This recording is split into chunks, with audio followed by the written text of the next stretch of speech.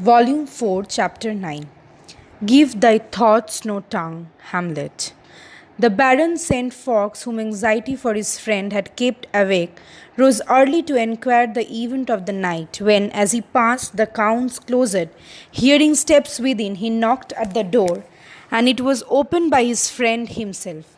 Rejoicing to see him in safety and curious to learn the occurrences of the night, he had not immediately leisure to observe the unusual gravity that overspread the features of the Count, whose reserved answers first occasioned him to notice it.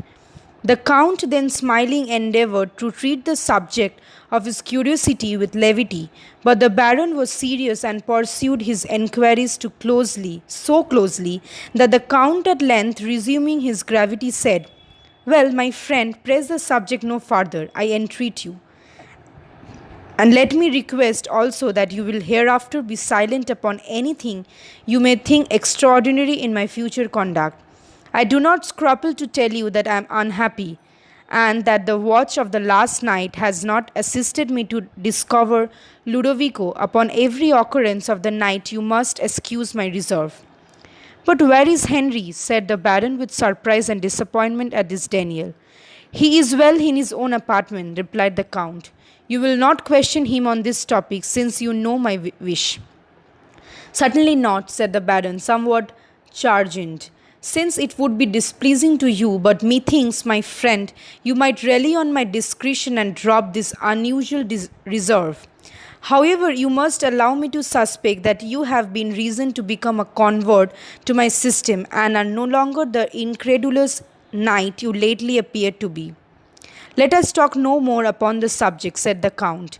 "You may be assured that no ordinary circumstance has imposed this silence upon me towards a friend whom I have called so far for near 30 years, and present reserve cannot make you question either my esteem or the sincerity of my friendship."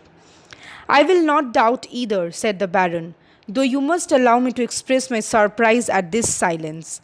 "To me, I will allow it," replied the Count, "but I earnestly entreat that you will forbear to notice it to my family, as well as everything remarkable you may observe in my conduct towards them." The Baron readily promised this, and after conversing for some time on general topics, they descended to the breakfast room, where the Count met his family with a cheerful countenance, and evaded their inquiries by employing light ridicule and assuming an air of uncommon gaiety, while he assured them that they need not apprehend anything from the north chambers, since Henry and himself had been permitted to return from them in safety. Henry, however, was less successful in disguising his feelings. From his countenance an expression of terror was not entirely faded. He was often silent and thoughtful, and when he attempted to laugh at the eager enquiries of Mademoiselle Bourne, it was evidently only an attempt. In the evening, the Count called, as he had promised, at the convent, and Emily was surprised to perceive a mixture of playful ridicule and of reserve in his mention of the north apartment. Of what had occurred here, however, he said nothing, and when she ventured to remind him of his promise to tell her the result of his enquiries and to ask if he had received any proof and those chambers were haunted, his look became solemn for a moment. Then, seeming to recollect himself, he smiled and said, "My dear Emily, do not suffer my Lady Abbess to infect your good understanding with these fancies. She will teach you to expect a ghost in every dark room, but believe me," added with a profound sigh, "the apparition of the dead comes on not on light or sportive errands, to terrify or to surprise the timid." He paused and fell into a momentary thoughtfulness, and then added, "We shall say no more on this subject." Soon after he took leave, and when Emily joined of the nuns, she was surprised to find them acquainted with a circumstance which she had carefully avoided to mention, and expressing their admiration of this intrepidity in having dared to pass a night in the apartment whence Ludovico has disappeared, for she had been considered with what rapidity a tale of wonder circulates. The nuns had acquired their information from peasants who brought fruit to the monastery and whose whole attention had been fixed since the disappearance of Ludovico on what was passing in the castle. Emily listened in silence to the various opinions of the nuns concerning the conduct of the Count, most of whom condemned it as rash and presumptuous, affirming that it was provoking the vengeance of an evil spirit thus to intrude upon his haunts. Sister Frances counted that the Count had acted with the bravery of a virtuous mind. He knew himself guiltless of aught that should provoke a good spirit and did not fear the spells of an evil one, since he could claim the protection of a higher power, of him who can command the wicked and will protect the innocent. The guilty cannot claim that protection, said Sister Agnes. Let the Count look to his conduct, that he do not forfeit his claim. Yet who is he that shall dare call himself innocent? All earthly innocence is but comparative. Yet still how wide asunder are the extremes of guilt, and to what a horrible depth may we fall, oh! The nun, as he concluded, uttered a shuddering sigh and startled Emily, who looked up, perceived the eyes of Agnes fixed on hers, after which the sister rose, took her hand, gazed earnestly upon her countenance for some moments in silence, and then said, "You are young, you are innocent. I mean, you are yet innocent of any great crime.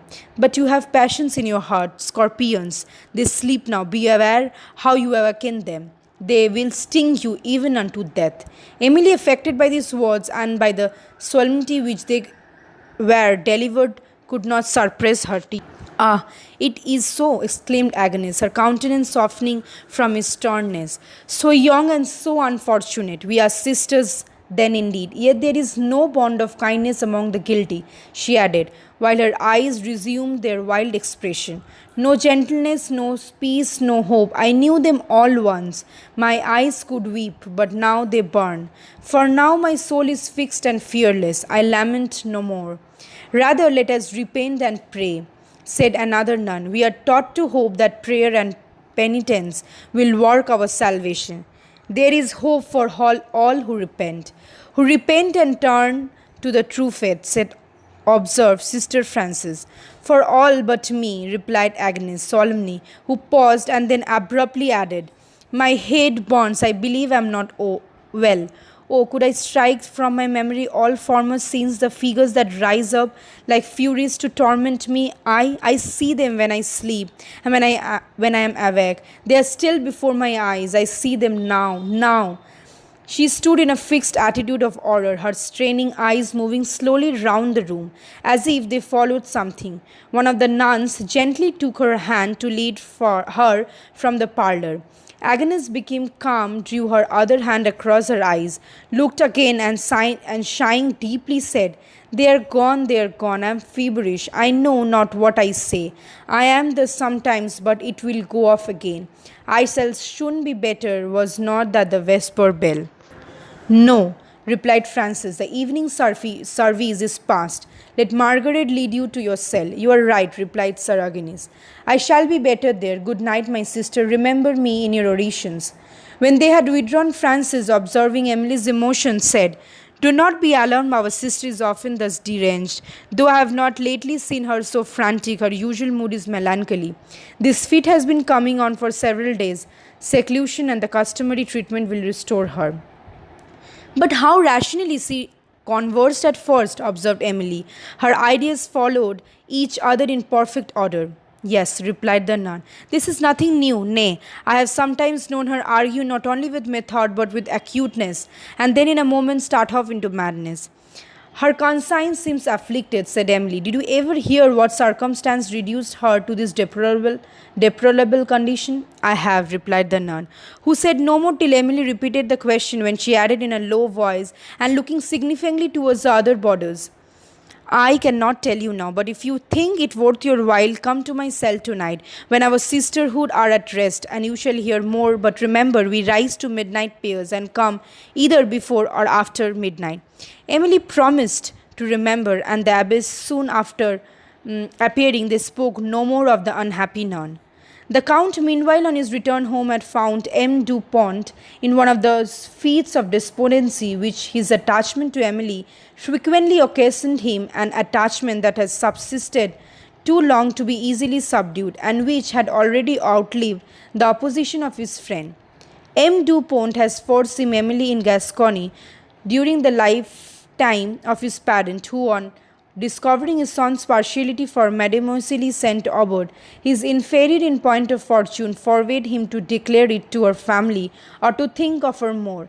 During the life of his father, he had observed the first command, but had found it impracticable to obey the second, and had sometimes soothed his passion by visiting her favourite haunts, among which was a fishing house, where once or twice he addressed her in verse, concealing his name in obedience to the promise he had given his father.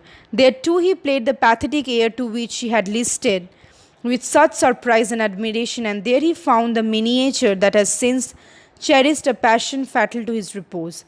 During this expedition into Italy, his father died, but he received this liberty at a moment when he was the least enabled to profit by it, since the object that rendered it most valuable was no longer within the reach of his vows. By what accident he discovered Emily and assisted to release her from a terrible imprisonment had already appeared, and also the unavailing hope with which he then encouraged his love and the fruitless efforts that he had since made to overcome it. The Count still endeavoured with friendly zeal to soothe him with the belief that patience, perseverance, and prudence would finally obtain for him happiness and Emily. Time, said he, will wear away the melancholy impression which disappointment has left on her mind, and she will be sensible of your merit. Your services have already awakened her gratitude, and your sufferings her pity. And trust me, my friend, in a heart so sensible as hers, gratitude and pity lead to love. When her imagination is rescued from its present delusions, she will readily accept the homage of a mind like yours. Dupont sighed while he listened to these words, and endeavouring to hope what his friend believed, he willingly yielded to an invitation to prolong his visit at the chateau, which he now left for the monastery of Saint Clary.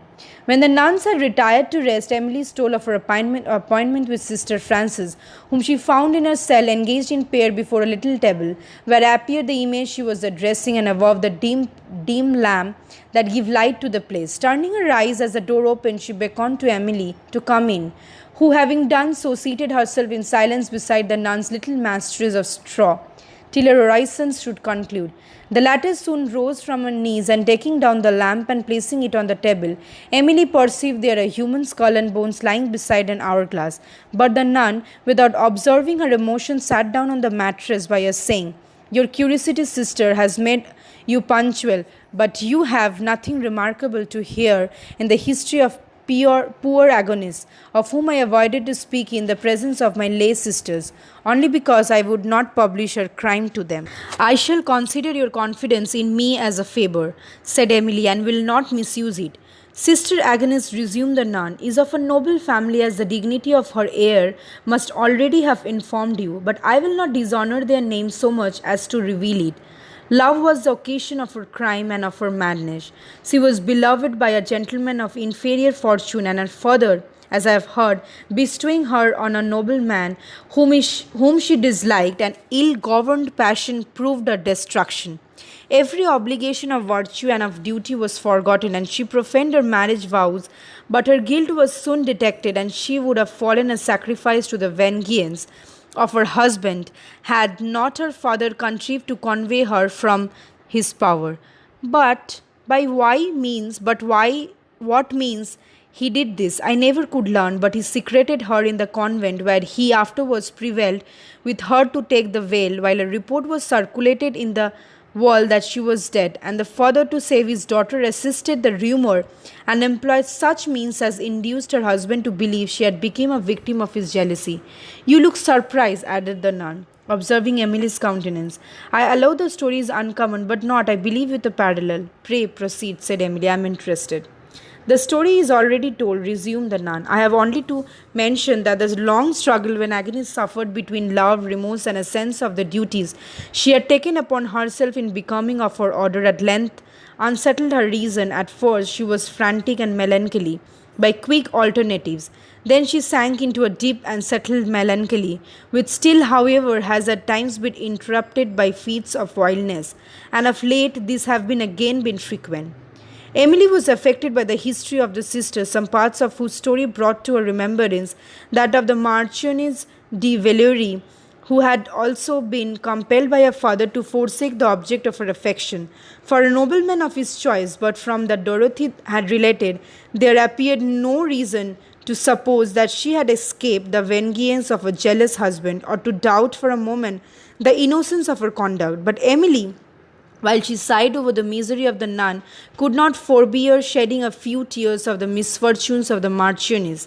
And when she returned to the mention of Sister Agnes, she asked Frances if she remembered her in her youth and whether she was then beautiful. I was not here at the time when she took the vows, replied Frances. When which is so long ago that few of the present sisterhood, I believe, were witnesses of the ceremony. Nay, even our Lady Mother did not then preside over the convent. But I can remember when Sister Agnes was a very beautiful woman. She retains that air of high rank which always distinguished her, but her beauty, you must perceive, is fled. I can scarcely discover even a vestige of the loveliness that once animated her features. It is strange, said Emily. But there are moments when her countenance has appeared familiar to my memory. You will think me fanciful, and I think myself so, for I certainly never saw Sister Agnes before.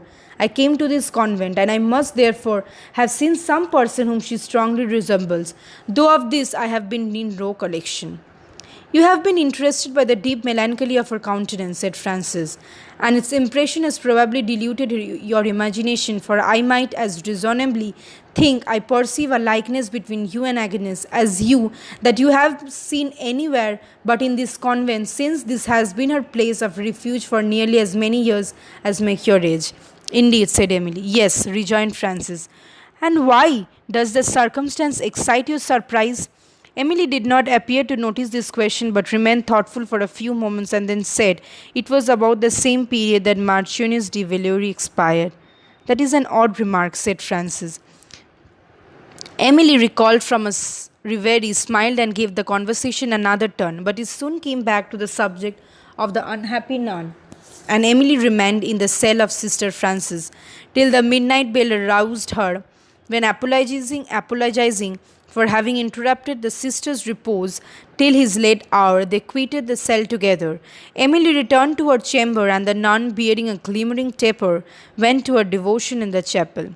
Several days followed, during which Emily saw neither the Count nor any of his family, and when at length he appeared, she remarked the concern that his air was unusually disturbed. Spirits are harassed, said he, in answer to her anxious inquiries, and I mean to change my residence for a little while, an experiment which I hope will restore my mind to its usual tranquillity.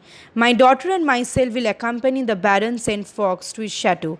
It lies in a valley of Pyrenees that opens towards Gascony, and I have been thinking, Emily, that when you set out for La Vallée, we may go part of the way together. It would be a satisfaction to me to guide you towards your home.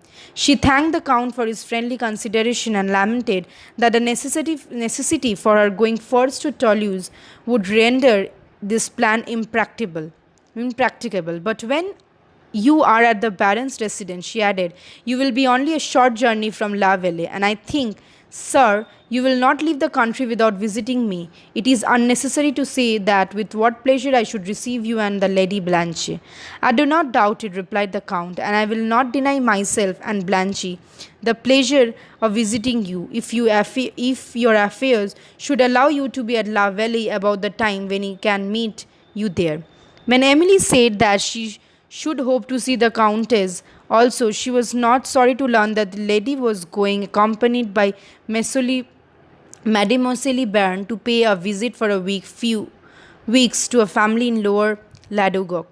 The Count, after some further conversation on his intended journey and on the arrangement of Emily's, took leave, and many days did not succeed his visit before a second letter from M. Quencel informed her that he was then at Torsoli, that Lay Valley was at liberty and that he wished her to set off for the former place, where he awaited her arrival with all possible dispatch, since his own affairs pressed him to return to Gascony.